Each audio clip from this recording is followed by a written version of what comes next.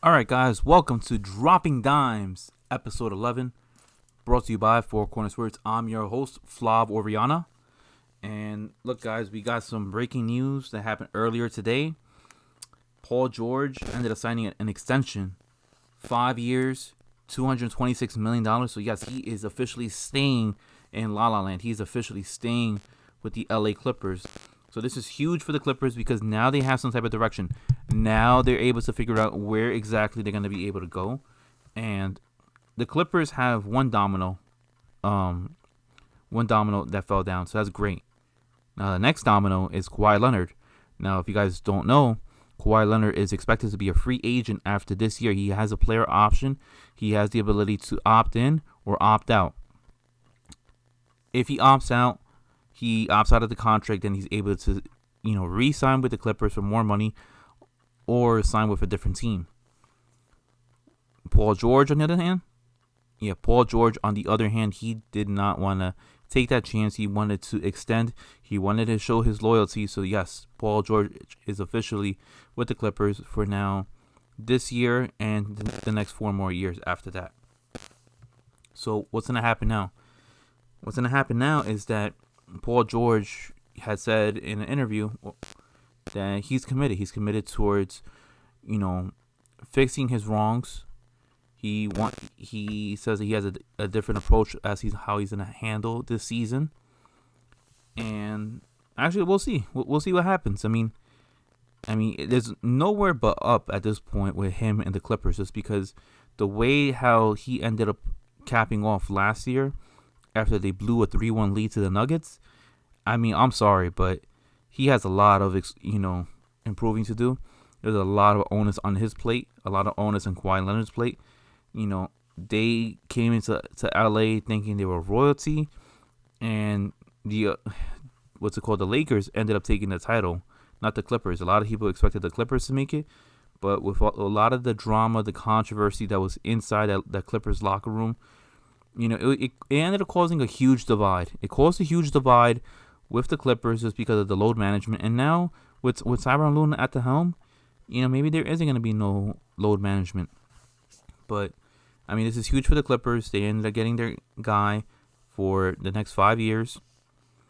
And let's see if they're going to be able to lock in Kawhi Leonard. If not, we'll see what happens with Kawhi. But this is huge. In other words, what happened in the news, the NBA had came out and said that they will fine Kyrie Irving. They'll fine Kyrie Irving every time he decides not to speak with the media. They'll fine him $25,000. Now, why is this a thing? Because Kyrie Irving came out and said, he's been in the news for a lot of things, but we'll get to what this one. Kyrie Irving ended up saying that he doesn't want to have any type of communication with the media this season. He doesn't want to talk to them after the games, nothing.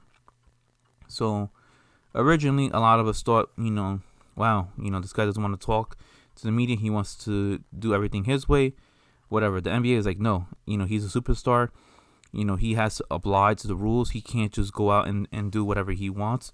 We'll fine him $25,000 for each game that he refuses to talk to the media. Now, mind you, there's 72 games in this year. Not 82 like a normal year, but 72. That's close enough. Just 10 less games than the original. If he does not talk to the media for all 72 games, he would have been fined $1.8 million for the year. That is insane. Just not to talk to the media, that's a lot of money that you're giving up.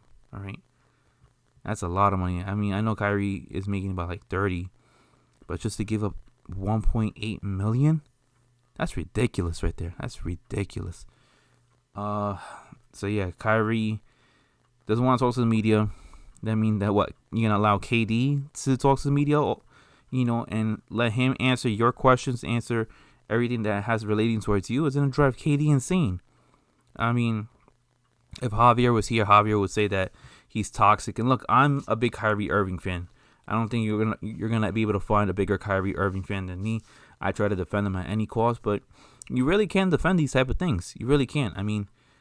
I rooted for Kyrie in that 2016 finals. I rooted for him when he was coming into the Cavs after he got drafted, coming out of Duke, and it's getting harder and harder to defend him and create excuses for him.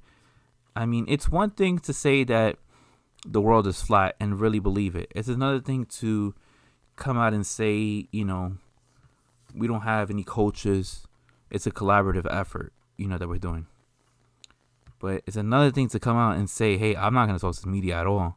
Now you're just being completely ignorant. I mean, I know he's an intelligent person, but he really does believe that whatever comes out of his mouth is accurate, and whatever comes out of his mouth is the right thing to do. And I'm sorry, Kyrie. I'm a huge fan of yours, but it's really hard to defend this one. I mean, all you have to do is just talk to the media for what? Maybe 5 minutes? 10 minutes? It's not that hard to do. Just answer a couple questions and that's it. And if you don't like the question, just say, I'm sorry. No comment. It's not that hard. But you're willing to throw away $25,000 per each game 72 times for 72 games? Nah, man, come on. Get your act together, all right? You're in Brooklyn. You're about to play with KD.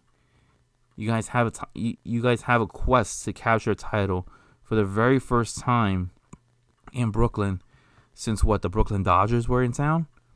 I mean, the last time, New York as a basketball city has received any type of championship, it had to be in the 70s. I mean, in the early 70s? My parents weren't even born at that time. But yeah, it's crazy. It's crazy, with Kyrie. And then Kyrie ended up coming out and saying early in the year about the fact that he feels comfortable, that this is the first time in his career where he feels comfortable passing the ball to KD because he feels that nobody else, can end up making that shot. In past situations, he felt like he had to be responsible for that. And look, I understand where he was coming from. I mean, Kyrie's a knockdown shooter. KD is one of the best scorers of all time. But he was throwing a jab at LeBron, and LeBron ended up responding to, I believe it was Richard Jefferson's podcast. And he said that at first when he heard that quote from Kyrie, it hurt him. I mean, it would hurt anybody. I mean, look, I really do believe LeBron. I really do believe that LeBron was being accurate when he said that he wanted Kyrie to be successful, that he wanted him to be a leader, and he wanted him to, be one of the greats in this league. But I mean, Kyrie's just being, at this point, a solo act, and in words of Javier, Kyrie is toxic. He is toxic in any basketball team that he's been a part of. So I don't know with Kyrie Irving. I really don't know what's gonna go down with him. I mean, he's better make sure that he doesn't, screw this up for the Brooklyn Nets, because you know what?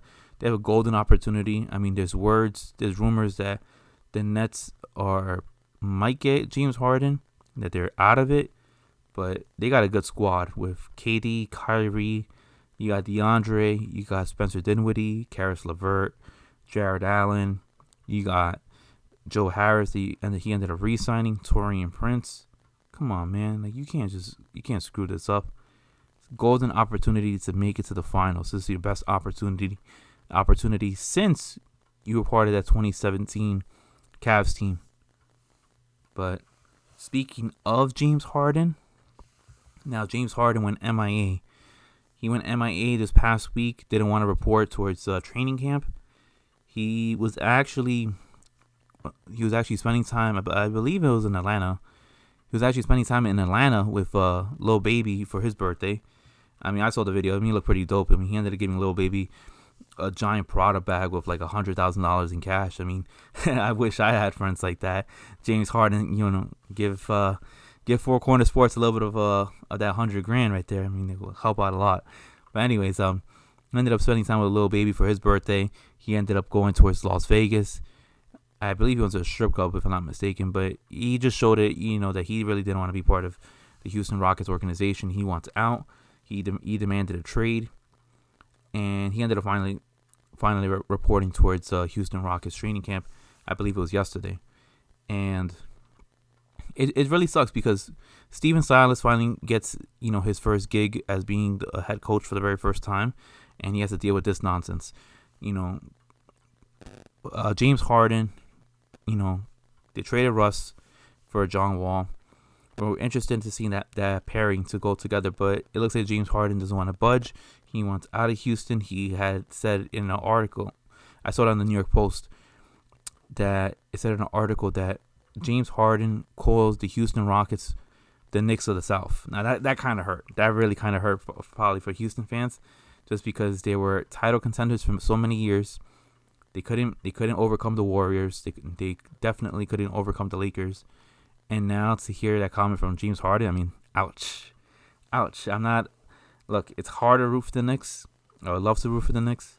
I'm a basketball fan. If I had to pick a team that I kind of root for, I do like Boston. I do like how they do things over there. But, I'll stick to the Nets at this point. But anyways, yeah, for him to say, what's it called, Houston Rockets or the Knicks of the South, that really hurt. That must have hurt a lot of fans right there. And he really just wants anything. He doesn't want anything to do with Houston. He wants trying to find any means necessary to get out of it. He says that he's open to playing in Miami. He's open to playing in Milwaukee with Giannis. He's open to playing in Philly with Joel Embiid. Look, in my opinion, the best possible landing spot for James Harden, if he wants to win a title,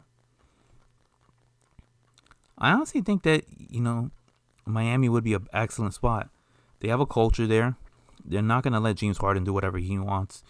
Jimmy Butler will put James Harden square away. He will tell him what he needs to do, whether it's play defense, pass the ball. He's not going to allow James Harden to dribble, hold up the clock, and then pass, last second to an open shooter on the corner. And he's going to have to just throw it like a grenade. No.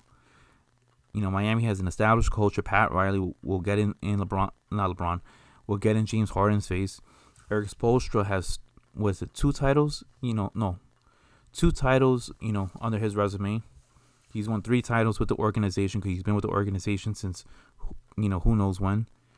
And yeah, I think that would be the best perfect fit.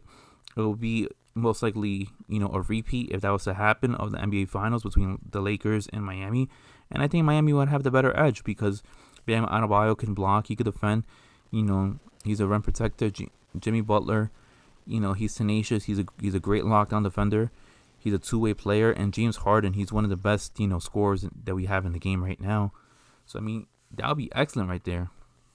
Who would Miami need to give up, in order for them to get James Harden? Well, it's most likely going to have to start with Tyler Hero. You would have to give up Tyler Hero. You might have to give up Duncan Robinson.